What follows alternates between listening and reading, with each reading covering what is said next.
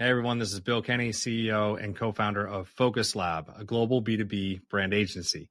I'm back with another episode of the Debrief, where we sit down with past Focus Lab partners and we relive their project. The goal is to pull back the curtain on the actual challenges, opportunities, and everything that happens in these projects so you can hear it from the client's perspective so that you might get some takeaways and understandings of what your own journey might be like if you decide to go on a rebrand. In today's episode, I'm speaking with our client, Popl, fresh off of their launch of their rebrand. I got to sit down with Jason, the CEO and co-founder of Popl, and Bryce, who's the VP of marketing. And we relived their project together, how they went from viral TikTok hardware to enterprise B2B software. No surprise, along the way, brand has to come into play, right? Because that identity was not serving them anymore. It was the old them. So we had to then work with them to create an identity that would be positioned strongly as enterprise B2B SaaS. In this discussion, we talk about that transition, what it was like to go through that process for them. We talk about the creative journey. We talk a lot about Rollout. We spend time talking about their very strategic multi-step rollout as they're moving their headquarters from West Coast to East Coast, a cultural moment for the business, repositioning the business, and then marketing that very intentionally on launch. So we're going to cover a lot. If you are a startup that has grown rapidly and you feel like your brand is not serving you anymore, these fine fellows went on that same journey, and here's the work that we did with them. Hope you enjoy.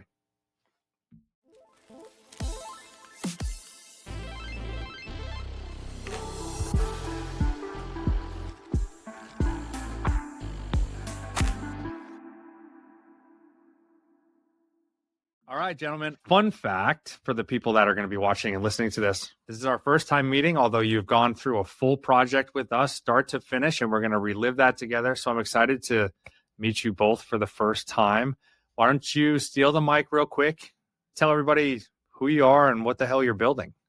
Yeah. All right. Well, first off, Bill, thank you for having us. Really excited to have a great conversation here after finishing up such a great project. My name is Jason Alvarez Coen. I'm the CEO and co-founder here at Popl, and I'm based in New York, but I'm actually from the San Francisco Bay Area. So get a nice taste of both coasts. Great to meet you, Bill. We're looking forward to meeting up in person finally. You're in Jersey, we're in New York City here. I'm Bryce Alston. I am the VP of marketing here at Popl, also based in New York. Met Jason like 5 years ago now, and was really excited about what was going on. Didn't really intend to be part of this journey, but here we are when Jason and I just wrapped up an incredible rebrand.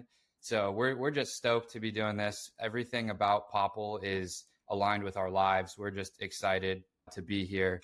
And thanks for having us on the show. Yeah, of course. Excited to chat with you both. I mean, I'm kind of distracted at the moment. Is it the Empire State Building behind you? Am I picking out the? Oh, it is. It is. Okay. Yeah. So casual. It's like, I'm pretty sure that's a big landmark, but if it's not, I'm going to look stupid. All right. Sure, awesome. I'm going to jump right into the question. How did you know it was time to basically invest in, let's call it a rebrand? What were the triggers there? We work with a lot of people and everybody has maybe a different catalyst of why. So I'm very interested to hear from the both of you on how did you know it was time? Absolutely. It's a great question. I'll answer this. And Bryce, I'm sure you have some great things to add too. So we launched as a TikTok hardware product. Wow. So back in 2019, we were a hardware product that was going viral on TikTok. We get millions of views every week. And that was our distribution channel. That was exciting. And we had our logo, our brand, our look. And we really didn't invest too much into it at the early stages. We just kind of said, we like this logo. We like these colors. Let's get things going. And fast forwarding a lot of journey, right, to right before meeting Focus Lab, we realized that, okay, like 5 years, a lot of evolution, a lot of growth, and a whole new customer, and also like a whole new product, right? So going from TikTok hardware to B2B SaaS, but we had the exact same brand. So it's just like, okay, this brand that was serving us for this absolute opposite end of the spectrum company, and now the same brand for this whole new focus. We were like, it's time. Yeah, it's time. I think if there is ever a time to do this, it's now. And I remember there was a day where Bryce and I looked at our website and we were just kind of like scrolling. We were like, this brand doesn't really serve us anymore. It doesn't talk directly to our new customers. It doesn't come off as professional and B2B SaaS vibes. Mm-hmm. And so we were like, what are our options? Yeah. Jason has always been good at thinking deeply about things. And when he comes up with ideas, oftentimes myself and the leadership team around him are like, yeah, that just makes sense. And you'd think that it would be a discussion, but it's just like such an obvious next move that it's like, yeah, I think you're right. Like, I think we just need to do this and move forward. And that's kind of what happened. And to summarize what Jason said, it's like we went viral on TikTok and our customer was a 19, 21-year-old TikTok user. And that's who was buying our product. And that's who our brand spoke to. A brand that was conjured out of the moment to keep up with the growth of this viral e-commerce company. And then fast forward through becoming a mobile app with a subscription component, then evolving into a B2B SaaS product. We're now selling to enterprise companies doing billions of dollars of revenue per year, but we're still the same brand. And it was like, wow, all of a sudden this happened. Maybe we should modify the way we present ourselves, right? So instead of showing up metaphorically in a tank top and flip-flops, we're going to show up in, a suit and a button down and a tie and a Rolex. And we're going to look the part that our new customers expect us to be. Exhibit A, Jason in the button down. And it was like, yeah, it's just time. All of a sudden we have a new customer to serve and we want to be there for them in all ways. It's a great metaphor. Yeah, I can already tell from the way you're answering the question, you're pretty evolved and mature in your thinking on what like branding and like a visual identity and these kind of components are. Sometimes we find people saying, I need a new website. That's where they go, right? So you talked about sitting down, scrolling through the website together. Did you ever find yourself just saying we need a new website, or did you already know, no, that starts with brand and then that informs the website? So it definitely stemmed from the website, Bryce. I think you would agree that it's just like, this is the website that you have it's your portal to the world, right? Yes. When someone wants to look at Popl and look up what we are, they go to our website, right? They don't go to the app first. They don't go to the dashboard first. They go to the website. Yep. So it's really that portal. And that portal was giving off a older version of what we were. And so that really spurred the idea to take this further. And I think it was maybe like the coloring too, where we were like, we used a lot of startup blue, which I know on LinkedIn we were joking about. Yeah. Which is actually such a common thing. I've heard that from other YC founders and other founder communities. They're like, it's just so common to launch with that blue, maybe a blue gradient, and then white, like nice clean white. And that's what we were. And so we also then, I think the coloring was the next piece. And at that point we were like, maybe we should do logo too. Time for that? Yeah, basically it all trickled down. Yeah, I asked because, and I want to hear your answer too, Bryce. We often find that people will reach out to us. Their prompt is, I need a new website. So then we try to help them do that trickle down you just talked about to say like, well, okay, but to change that, we have to address this and this and this. And those are actually brand foundational elements.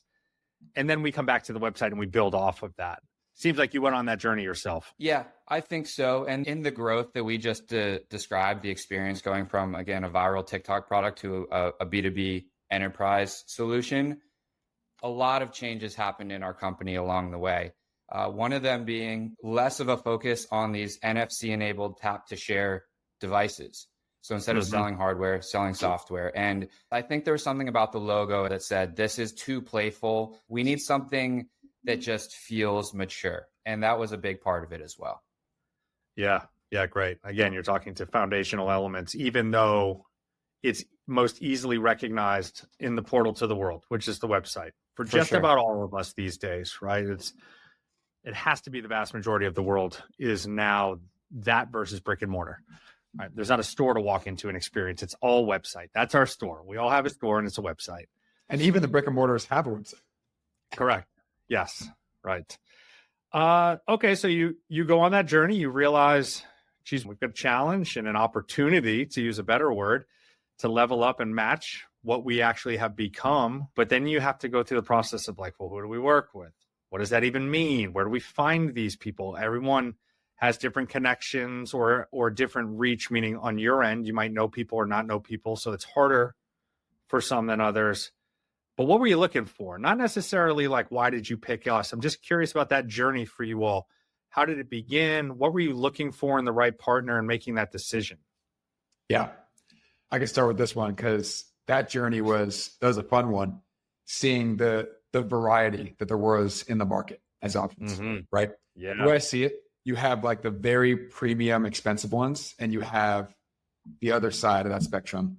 So for example, I'm sure you know like Pentagram, right? Yes, right. So that's all the way over there. Like you're probably spending minimum 200K.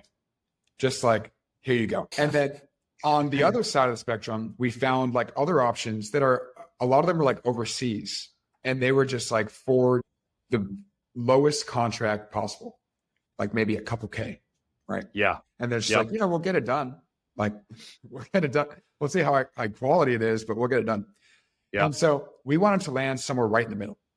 And I remember finding your website and we actually found you guys through Braze, right? So Braze is a customer, or we're a customer of Braze. So we use that platform. And I think, Bryce, you were the one who found the Braze. It was actually Danny. Page. Danny discovered it. One of our lead engineers who has been very passionate about brand as well, discovered that you guys did Braze. Yeah. Okay. So he found that site that was basically in a case study. We're scrolling through it like, wow. I mean, first off, their brand is great. And obviously they're a leader. And so seeing that, and then seeing you guys did SalesLoft, and then seeing Marketo. And at that point, we're like, all right, this, for us being a B2B SaaS, and that's where we're heading, this makes sense. Yeah. It's so interesting how certain people find us or like I said, go on that journey. I think you captured the spectrum well. Super happy you reached out, and I'm really happy that B2B positioning is working exactly how we want it to work. Yeah.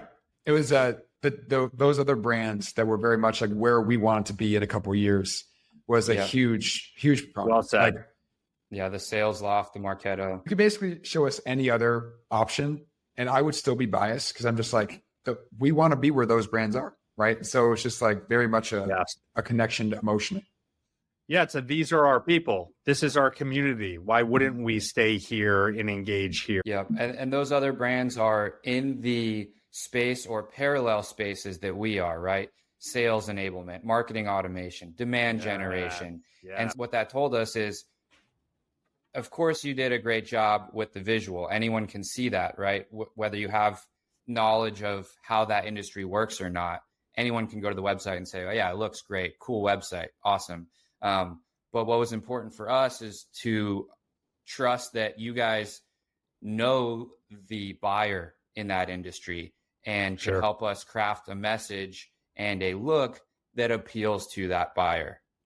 So that was credibility to us. Totally.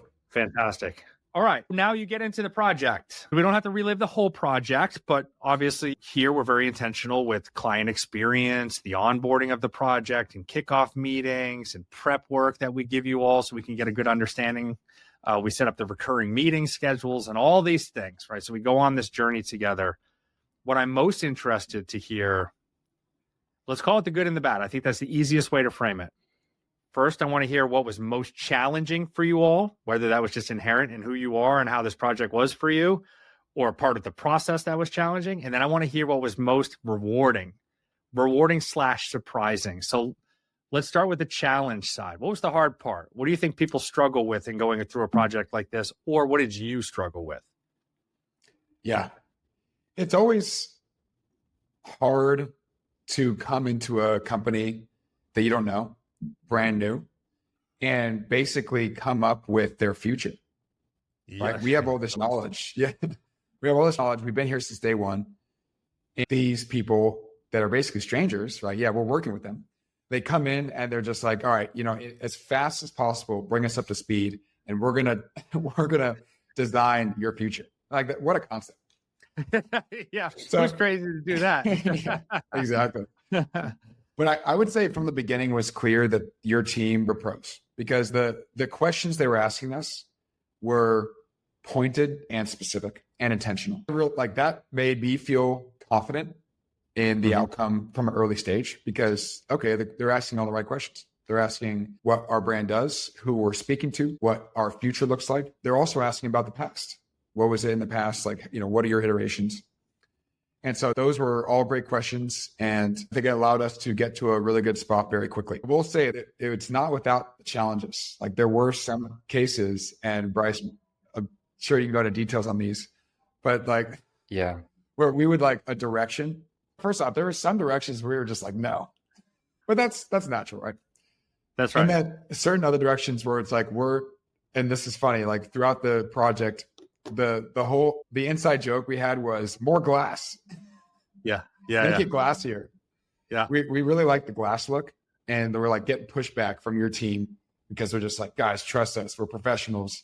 And so sometimes there is that battle between someone who has that design eye and then Bryce and I, who are just like, this is just what we love. We love it. Yeah. Exactly. Yeah. We love it. We don't care. Just do it. Right. So there's there's a fine balance there because obviously you guys are professionals and that's why we came to you. Otherwise we'd, find someone on Fiverr and just say, just do what we say. Right. Yeah. Yeah. And I think one of the biggest challenges that was probably unique to us was that this rebrand coincided with a new focus for our business. So if you've been following our journey for a while, it's no surprise that we made a big push towards lead capture for large companies going to multiple conferences per year specifically. And so before we got too far in that, we wanted to make sure that the way we presented that information was going to make sense to the enterprise buyer. And so your team was stuck with a lot of not just our old brand to guide what they thought we were, but also our old product, right? And so a lot of what we have now built was either just being built or hadn't even been built yet. That made it even more challenging to explain, like, okay, yeah, you could go to our website and see the product we've built and what we offer, but there's actually all this coming and we need you to set it up for us to communicate it effectively. And that was one of the most challenging parts, if not the most. That's a great point. I think if there's anything that you all experience this, obviously, so I don't need to say it to you, but it's really important for people to understand, for us and our company, it's going on that journey with our partners, regardless of what the climb looks like. We're going on the climb together. Is it like an epic rock climb or is it more of an average rock climb? Like you never really know what the challenges might be, but it's to embrace the challenges and to basically be there with our partners. And then at the end of the day, just help them with brand. How can we help? How can we help? How can we help? Tell us more. Tell us more. Let us ask you more questions. Where do you like this? No, throw it out. Like you said, some of those directions, cut. Yeah, that's the early kind of like stress test. Find the track, stay on the track, add too much glass to the track, take glass off the track, and trying to find that perfect balance. It's quite the journey for both parties. Yeah. Very true. No such thing as too much glass. Yeah. Throw it in. What was the most rewarding / surprising aspect of the project? My favorite moment was probably the new logo, because the logo is such your identity. It's just like, it's all over the place, right? Dashboard, app, especially our app. Our app's open by thousands a day. And so everyone's seeing that. Everyone's seen that logo. Yeah.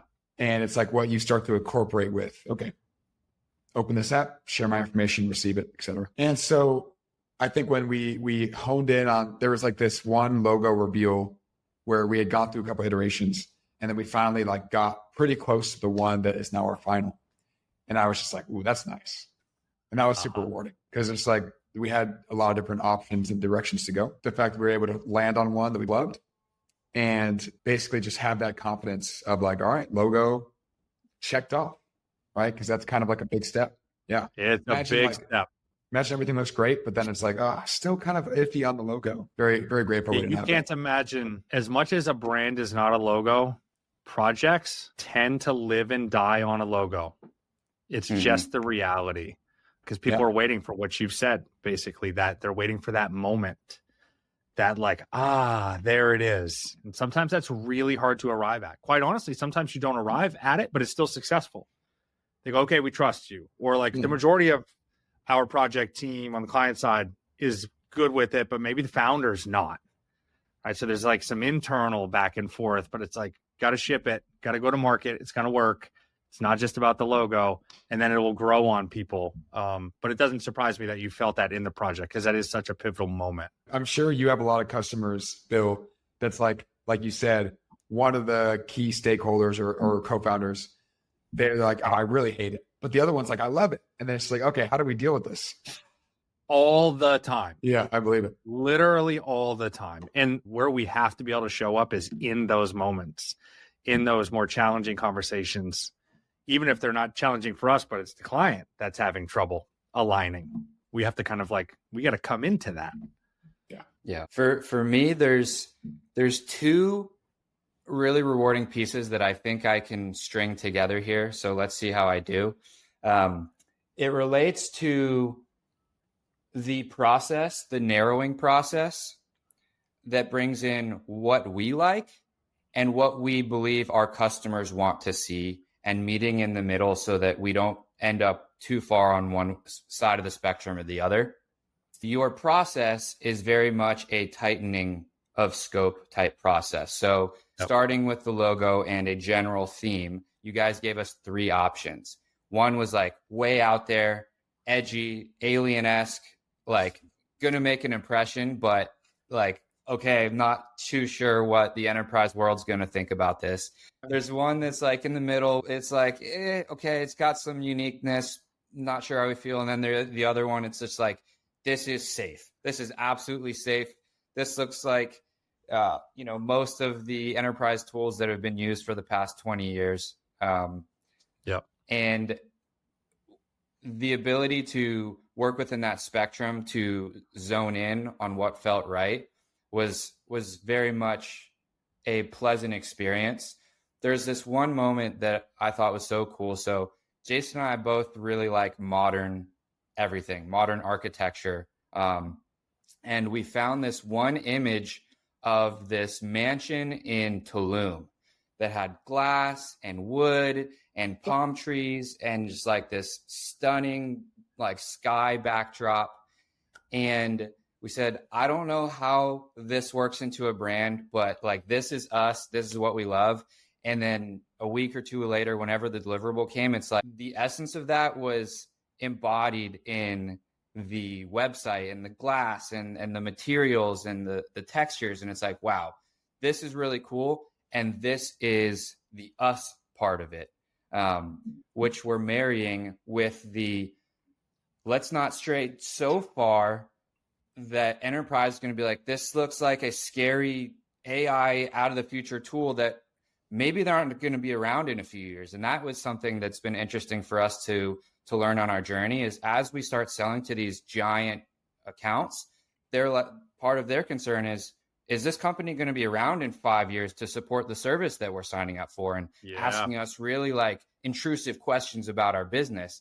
And so for me to see what our brand ended up looking like on the page, and the fact that we clearly put so much effort into every little detail of our brand, to me says we're here for the long haul. We're here to not just accomplish our goals, but serve you as our customer long into the future. So marrying our identity with what we know people need from us in a very harmonious way. Well said, Bryce. Well, standing clap, sir. I won't stand. I'll sit. Thank you. Standing clap. Something you said in there is so powerful, and I think everybody misses this. If you show up in a certain way, just people take you that much more serious, right? If you care about the pixels and the colors and the words and the way you present the product and all these things, people have to assume you have your act together. You might not. You might not have your act together, but they have to assume you do, right? So to battle against that, are you just a startup? You're going to be gone in 2 years. No, they're not going to ask that as much if you don't give them a reason to really need to ask that, present yourself better. That's like step one. People do judge a book by its cover. Yeah. And that's where the visual identity side of the brand comes in. That's awesome stuff. Awesome. Yeah. Okay. Let's talk about post-project now. You all had a very strong, intentional plan for rollout. I want to give you credit for that. It's not to say that other clients botch it, but you all seem to have a very big focus on it. It was really a big amount of your attention of like, okay, we've got this rollout plan and we're going to do this. And we see that generally with the larger companies, honestly, right? Smaller companies like yourselves, like, and we're just got to get back to work. The website will be better. It'll help us sell more. Now we're like back to work. You all really embraced and stayed in this, like, this is a moment. Let's like make a splash with it, with the articles and the NASDAQ sign and all this stuff. So walk me through both why you knew that was important and I guess some of that planning. Yeah. A couple reasons that made our situation unique. The first one is that this rebrand was, as Bryce put it, coupled with our refocus. We are expanding into a new market. We've been in this market for many years, and now we're expanding into this new one.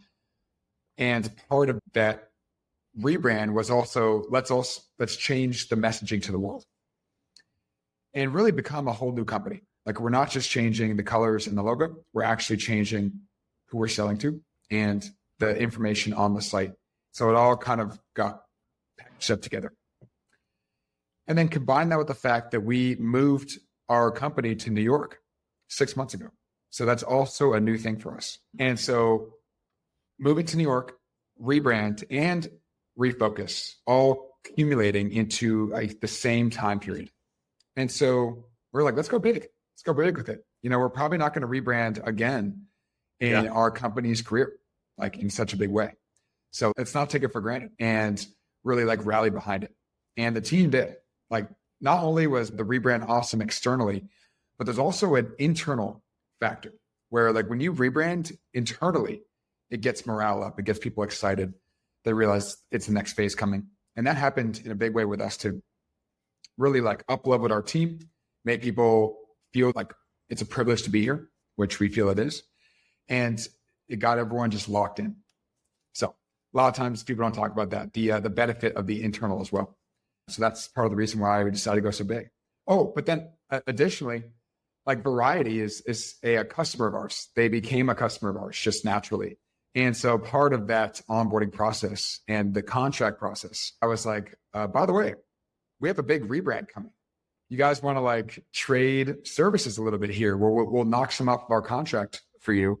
And in return, you do an article, social post, all this other stuff. And they were like, let us consider it. Sure enough, they came back.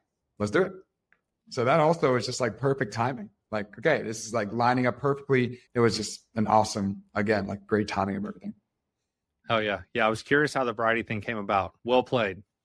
Thank you. Yeah, I think your question is like, how did we execute so effectively, right? Like, how did we commit to doing this? And I think that part of it was setting an aggressive timeline. We knew we wanted to get this done, and we didn't want to let it linger, because when you give yourself a soft deadline, you give yourself permission to maybe never even finish. Sure.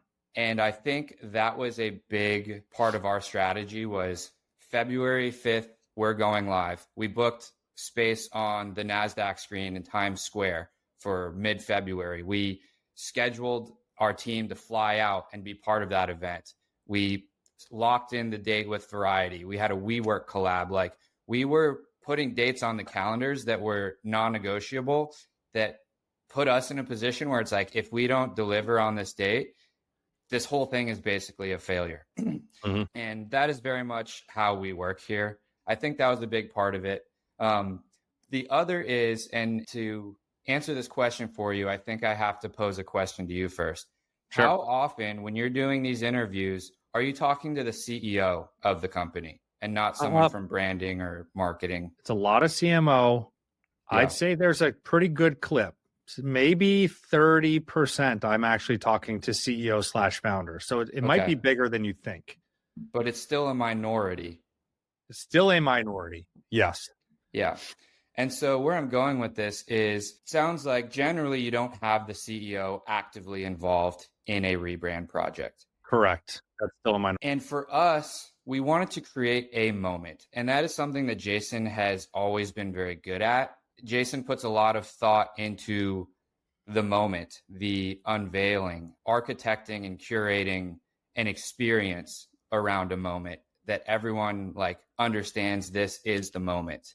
Mm-hmm. And we were able to take that mentality and apply it here with all of the things we just mentioned, all of the elements that went into this, to make it very clear that like this rebrand just happened and the whole world is going to know about it. You paint the world that your customers live in, right? And so by putting these things all into place, we were able to create this moment in time that defined the launch of Popl 2.0. Yeah. Thank you, Bryce. What a guy. Of course. What a guy. Look at this guy. Yes. Regardless of who I'm speaking to or who we're working with in projects, it is critical that somebody be that person that you just mentioned. Who's the moment maker?